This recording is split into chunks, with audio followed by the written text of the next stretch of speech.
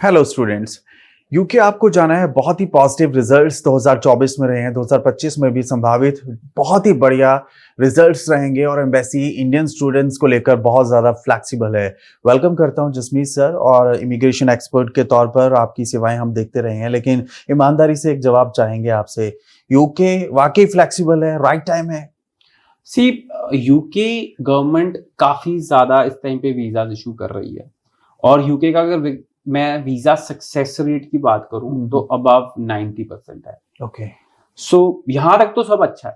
Bachelor degree पे आपको मिलता है 2 साल का वर्क परमिट, और मास्टर डिग्री पे आपको मिलता है 2 इयर्स का वर्क परमिट। सो अगर बढ़िया प्रोपोजिशन की बात करें तो यूके में अगर हम 1 ईयर मास्टर डिग्री करते हैं, उसके ऊपर 2 इयर्स वर्क परमिट जो मिलता है वो काफी अट्रैक्टिव सिस्टम बनता है, मतलब कि वो एक अच्छी प्रोपोजिशन बनती है। बट प्रॉब्लम यह आती है कि काफी सारे बच्चे आफ्टर कंप्लीटिंग देयर मास्टर्स या after completing the 2 years post study work visa were not able to find work there, Okay. or not able to fulfill the criteria to stay in UK on longer terms. Okay. So students कहीं ना कहीं ये चीज दिमाग में आ जाती है कि यूके जाके पीआर होंगे कि नहीं होंगे। बिल्कुल बिल्कुल, ये सवाल रहता है। वो सवाल का आंसर मैं कहूंगा कि बहुत ही डिफिकल्ट है, बिकॉज मेरे को हिसाब से बहुत कम बच्चे यूके में पीआर ले पाते हैं या स्टे कर पाते हैं। Exceptionally qualified students can stay, या फिर आप ऐसा काम कर रहे हैं जो वहां पे बहुत डिमांड में है, जैसे कि nursing ji, health streams and construction workers. कुछ ऐसे वर्किंग स्ट्रीम्स जो बहुत ज्यादा वहां पे डिमांड में है और जिनकी जॉब आपको मिल सकती है एंड वो एम्प्लॉयर आपको नहीं जाने देगा। तो उस केस में यूके एक बढ़िया प्रोपोजिशन बन जाता है, क्योंकि मैंने देखा कि कंस्ट्रक्शन वर्कर्स के जो वर्क परमिट्स हैं वो टाइम टू टाइम सिर्फ एक्सटेंड होते रहते हैं। वो इनडेफिनिट स्टे के लिए भी अप्रूवल मिल जाती है उनको। नर्सिंग में आपको पीआर मिल जाती है और हेल्थ में भी आपको पीआर मिल जाती है, और इनकम भी अच्छी है। But yes, income is good because pound is 110 rupees. UK में if you get a job, income is very good, but the problem is jobs are scarce. But अगर हम देखें कि अगर आप यूके की एजुकेशन की acceptability all around the world है, और यूके जाके जो एक्सपोजर मिलेगा बहुत बढ़िया है।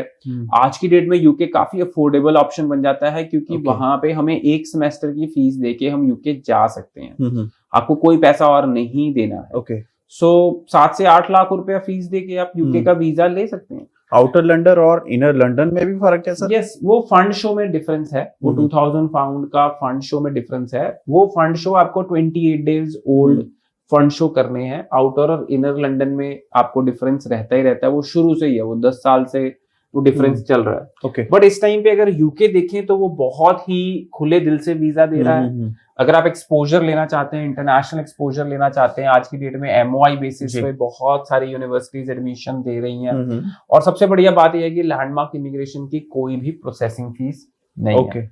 0 प्रोसेसिंग। विदाउट आइल्स है?